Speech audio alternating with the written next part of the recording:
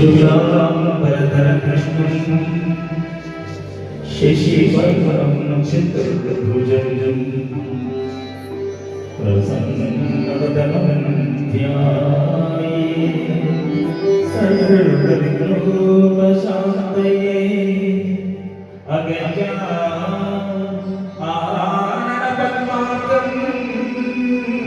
गजाननमहर्निशं अनेकदन्तं भक्तानां एकदन्तमुपास्महे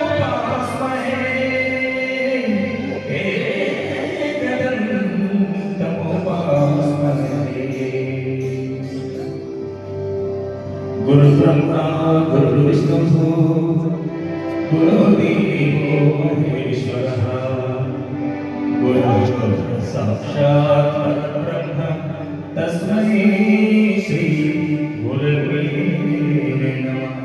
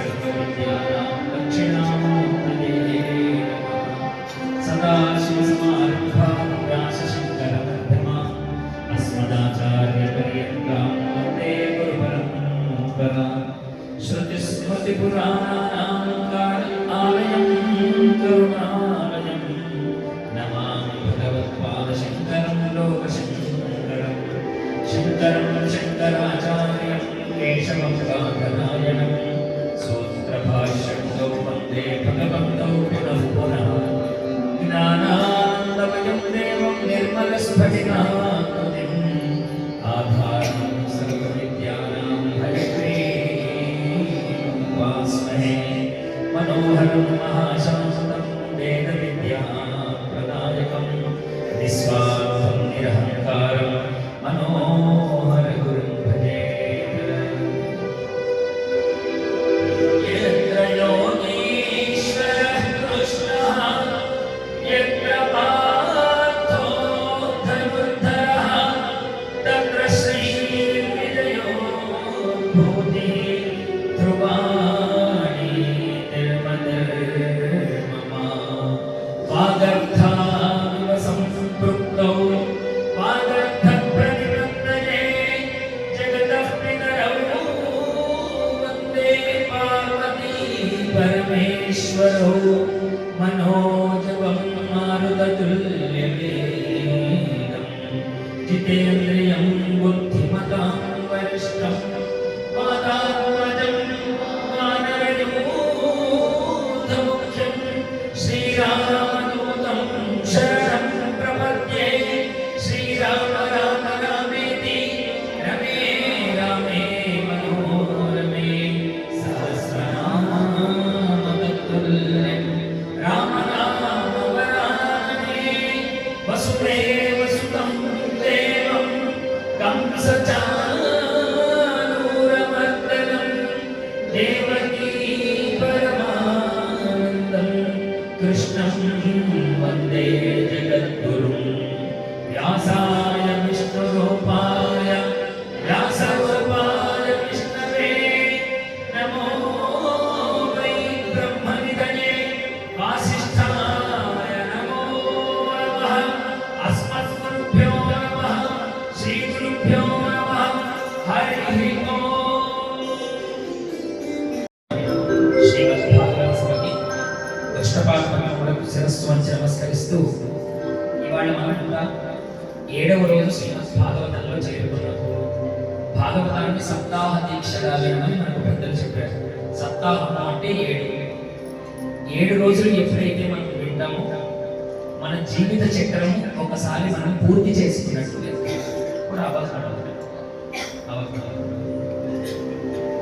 మన జీవిత చక్రం పూర్తి చేసుకున్నామనడానికి మరి ఏమిటి కారణం అంటే మనమంతా ఓ భ్రమలో బ్రతుకుతూ ఉంటాం.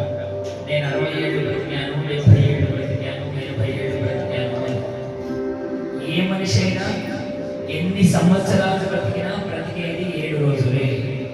ఎందుకంటే ఎంత గొప్పవాడైనా పుట్టేది పోయేది ఆది సోమ మంగళ బుధ గురు శుక్ర శని, మళ్ళీ ఆదివారంతోనే ప్రారంభమవుతుంది. ఈ 7 వారాలలోనే మనం పుట్టాలి. ఈ 7 వారాలలోనే మనం ఏదో ఒక రోజు మనం వెళ్ళిపోవాలి. కాబట్టి మనిషి పుట్టేది పోయేది ఈ 7 వారాలే. కాబట్టి అసలు మనిషి ఎన్నేళ్ళు బ్రతికినా అసలైన జీవితం ఎన్ని రోజులు బ్రతుకుతున్నాడు? 7 రోజులే బ్రతుకుతున్నాడు. కాబట్టి 7 రోజులు ఎప్పుడైతే నువ్వు అన్నిటినీ వదిలిపెట్టి కేవలం భగవంతుని కొరకు నీ జీవితంలో సమయాన్ని వెచ్చించావో అప్పుడు నువ్వు పరిపూర్ణమైనటువంటి మానవుడిగా చెప్పబడతావు. ఇవాళ మనమందరము నేటికి 7వ దినం మనమందరం కూడా వింటూ ఉన్నాం. కాబట్టి భగవంతుడు మనకిచ్చినటువంటి ఈ ఆయుర్దాయాన్ని, ఈ మానవ జన్మను సార్థకం చేసుకునేటువంటి రోజు 7వ రోజు. అలాంటి పరమాత్మ మన అందరికీ అనుగ్రహం ఇవ్వాలని పరమాత్మ చరణాలకు నమస్కరిస్తూ 2 నిమిషములు నారాయణ సంకీర్తన చెప్పి మనం భాగవతంలో ప్రవేశిద్దాం. కృష్ణ భగవానికి నారాయణ శ్రీమన్నారాయణ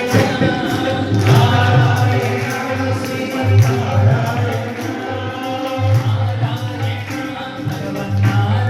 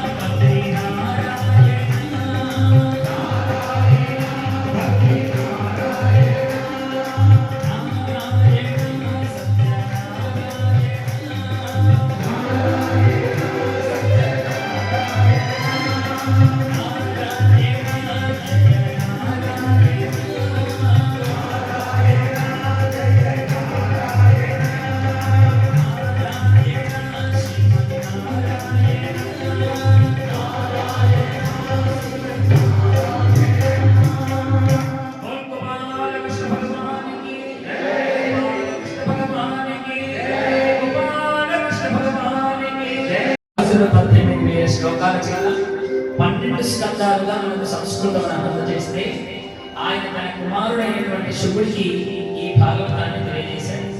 శుకుడు 7 రోజులలో ప్రాణం పోతున్నదని తెలిసినటువంటి పరీక్షిత్ మహారాజు తెలియజేశాడు. ఆ సమయంలో అనేక మంది ఋషులు విన్నారు. వారిలో సూత బ్రహ్మ ఒకడు. ఈ సూతుడు ఈ నైమిషారణ్య క్షేత్రంలోనే శౌనకాది మహామునులందరూ దీర్ఘ సంప్రయాగం చేస్తూ ఉంటే ఆయన రాకను గమనించిన వాళ్ళు, మహానుభావ, భక్తి రసముతో కూడినటువంటి పురాణములు వినిపించవలసింది అని అడిగితే శ్రీమద్ భాగవత కథను వాళ్ళందరికీ వినిపిస్తూ ఉన్నాడు సూత బ్రహ్మ. ఆ క్రమాన్ని మనం అందరం కూడా వింటూ ఉన్నాం. మన అందరి జన్మ సాఫల్యం పొంది శ్రీమద్ భాగవతాన్ని బోధనామాత్రులు, గమ్యర బోధనామాత్రులు తెలుగులో రచించాడు. ఆ భాగవతాన్ని మనం అందరం ప్రవచన రూపంలో వింటూ ఉన్నాం. బోధన యొక్క సంకల్పము ఏ సంకల్పమో మన సంకల్పము ఆ సంకల్పమైతే భాగవతం విన్న పరిపూర్ణ అనుగ్రహాన్ని మనం పొందుతాం. ఒక్కసారి బోధన సంకల్పము మన సంకల్పమై మనం అందరం భాగవతంలో ప్రవేశించే ముందు ఆ సంకల్పాన్ని మనం అందరం గుర్తు చేసుకుందాం.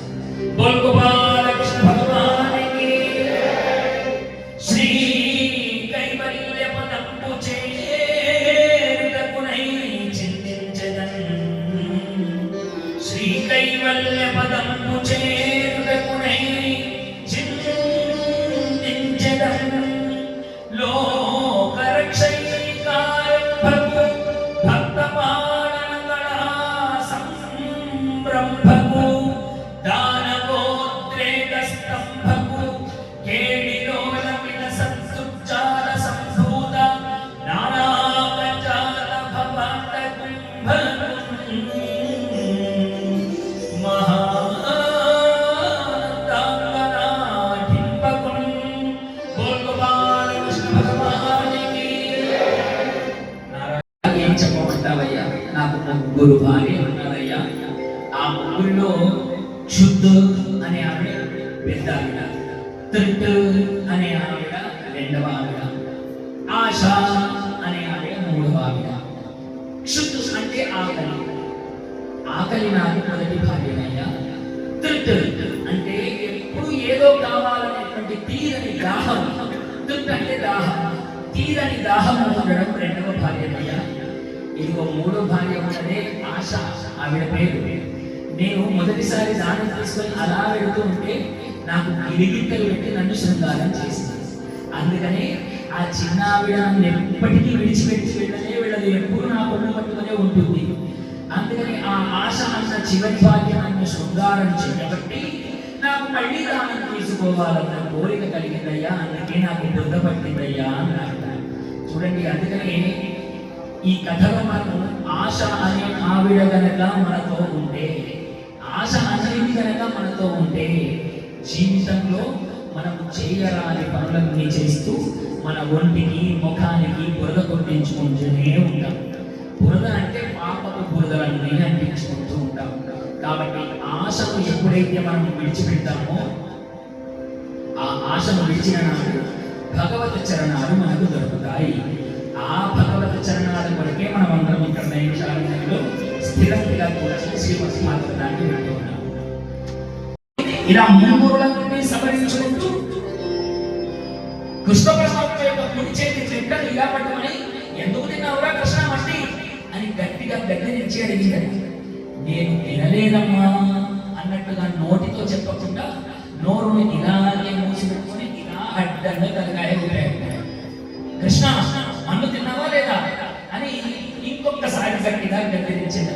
నీ అన్న బలరాముడు గోపబాలకుడు అందరూ చెప్తూ ఉన్నారు, వాడు చెప్పేది అబద్ధమా, తిన్నావా లేదా అని గట్టిగా గద్దెరించి అడిగాడు. అప్పుడు కృష్ణుడు అన్నాడు, అమ్మా అమ్మా మన్ను తినంగనే శిశువులో యాపండిలో వెర్రిలో నమ్మంచూడకు వీరి మాటలు మతి నీవు కొట్టంగని ఇమ్మార్గము ఘటించి చెప్పెదరు కాదేని మతి ఆస్య శ్రద్ధగ్రాణము చేసి నా వచనములు తప్పైన దండింపవే అమ్మా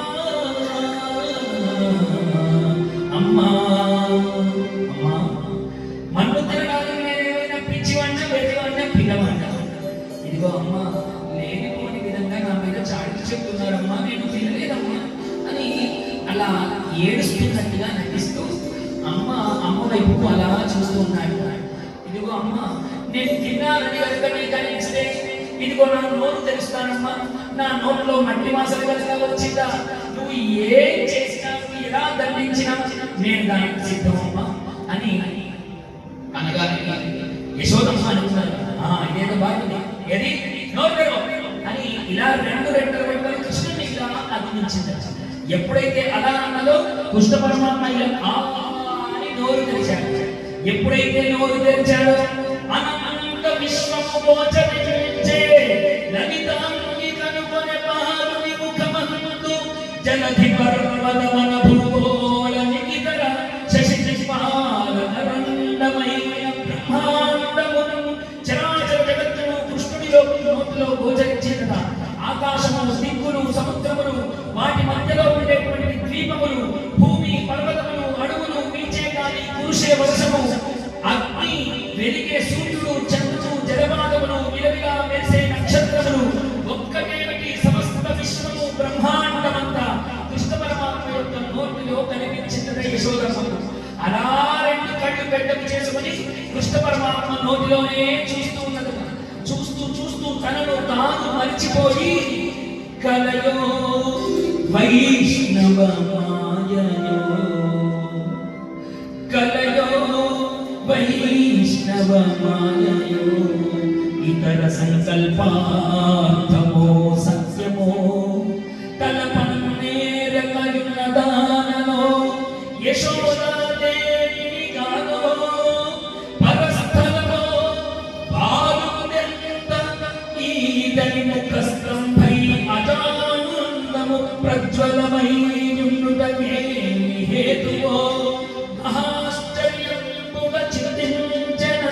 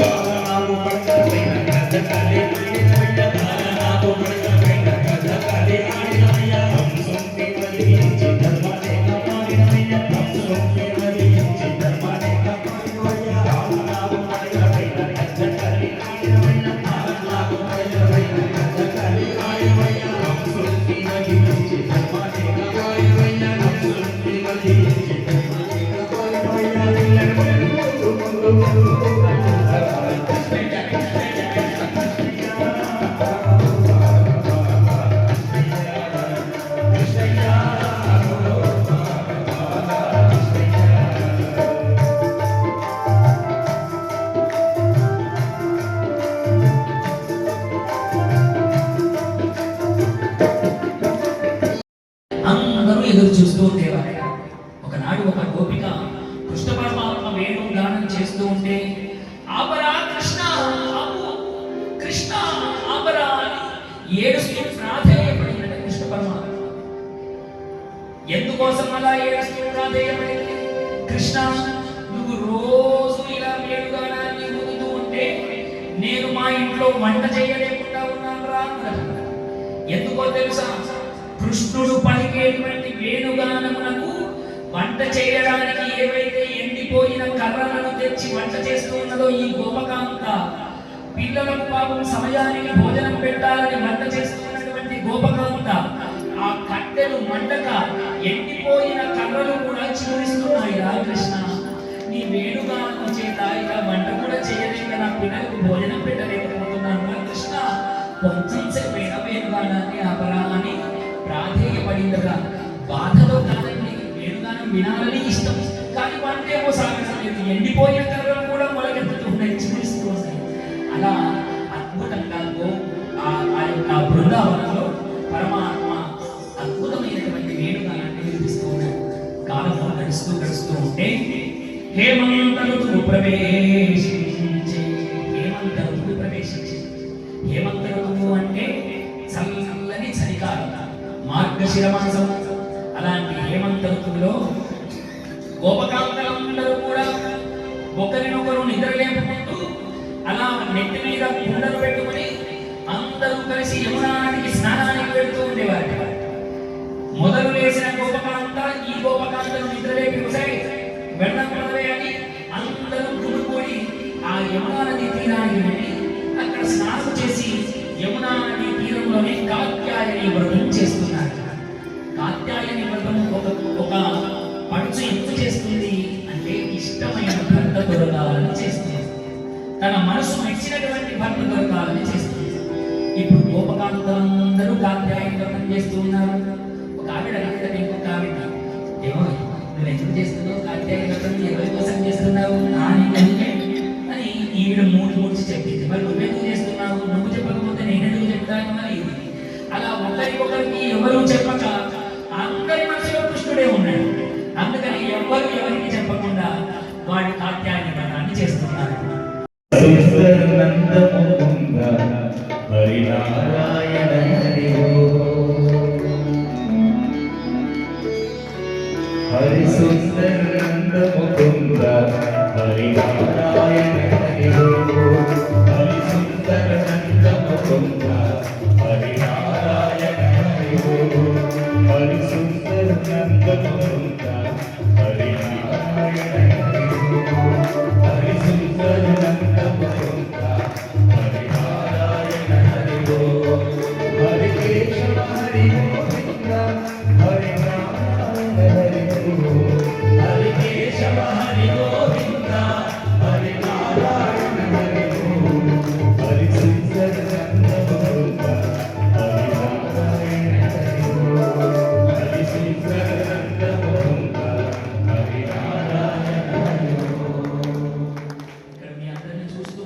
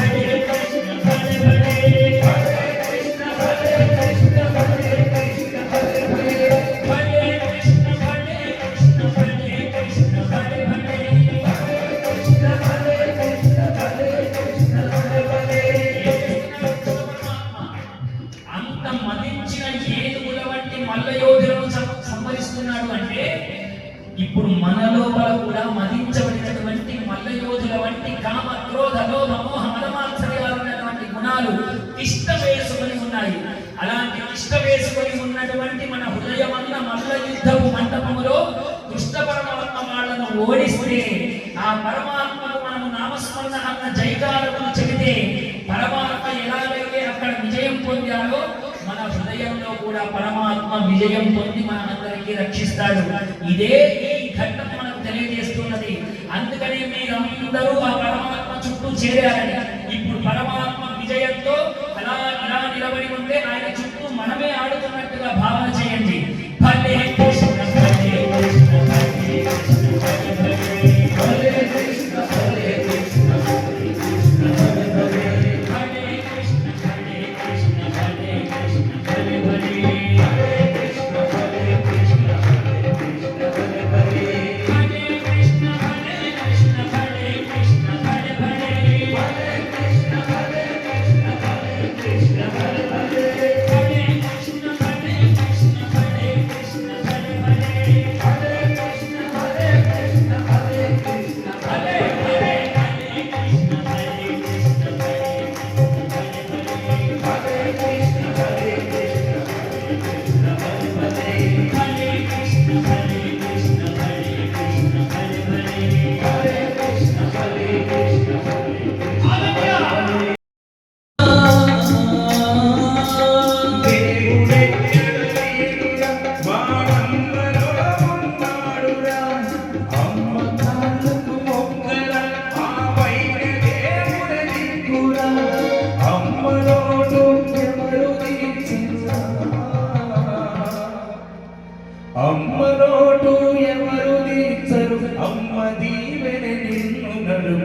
అమ్మలోని విలువ తెలుసుకో ఓ అమ్మ కొడుక బయట పడ్డ రోజు తలుచుకో అమ్మలోని విలువ తెలుసుకో ఓ అమ్మ కొడుక బయట పడ్డ రోజు తలుచుకో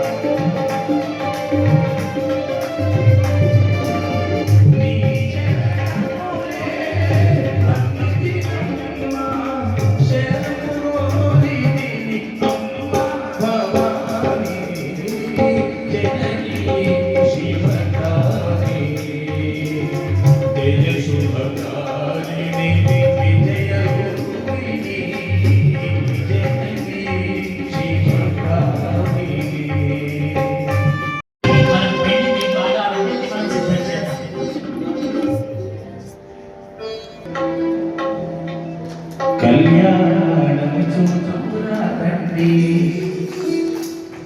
శ్రీ రుక్మిణి కృష్ణుల కళ్యాణము చూచుకురారండి చూచుకురారండి శ్రీ రుక్మిణి కృష్ణుల కళ్యాణము చూచుకురారండి కళ్యాణము చూచుకురారండి శ్రీ రుక్మిణి కృష్ణుల కళ్యాణము చూచుకురారండి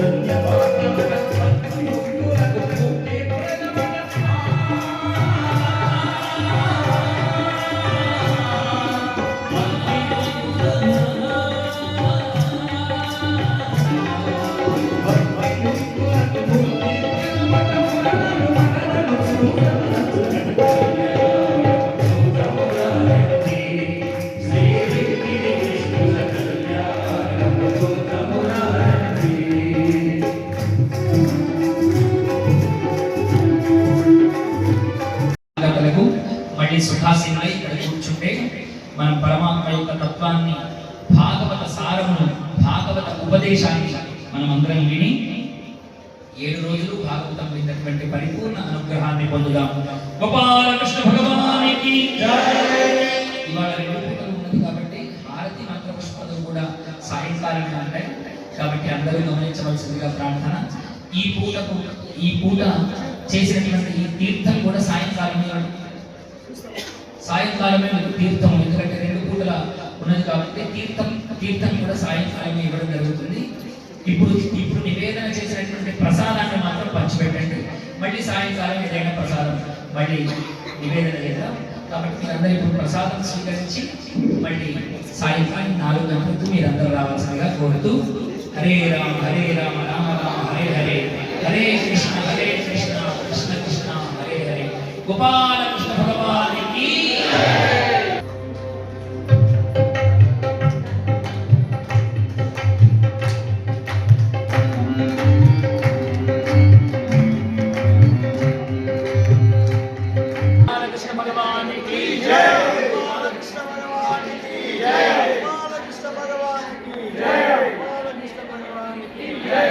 సచ్చిదానంద రూపాయ విశ్వోత్పత్యాది హేతవే తాపత్రయ వినాశాయ శ్రీకృష్ణాయ వయం నమః.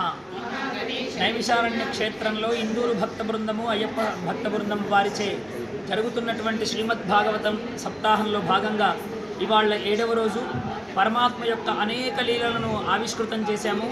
స్వామి గోవర్ధనగిరిని ఎత్తినటువంటి ఘట్టము, కాళీయమర్ధనం చేసినటువంటి ఘట్టము, ఇలా ఒకటేమిటి గోపికా వస్త్రాపహరణము, ఇలా స్వామివారు తన లీలలన్నింటినీ చూపిస్తూ లోక కళ్యాణాన్ని చేస్తూ ఆ రుక్మిణీదేవిని కళ్యాణము చేసుకున్న ఘట్టము వరకు, అలాగే ఈరోజు సాయంకాలం జరిగేటువంటి భాగవతంలో భాగంగా సాయంకాలము భాగవత మాహాత్మ్యము, కలియుగ వర్ణనము ఇవన్నీ కూడా చెప్పి ఫలశ్రుతితో ఈ భాగవత సప్తాహం పరిపూర్ణం కాబోతుంది. రేపటి రోజున రుక్మిణీ కళ్యాణము జరిపి భాగవత సప్తాహాన్ని పరిపూర్ణం చేసుకోవడం జరుగుతుంది. ఈ కళ్యాణంలో కూడా అందరూ పాల్గొని కృష్ణానుగ్రహం పొందాలని తెలియజేస్తూ గోపాలకృష్ణ భగవానికి జై.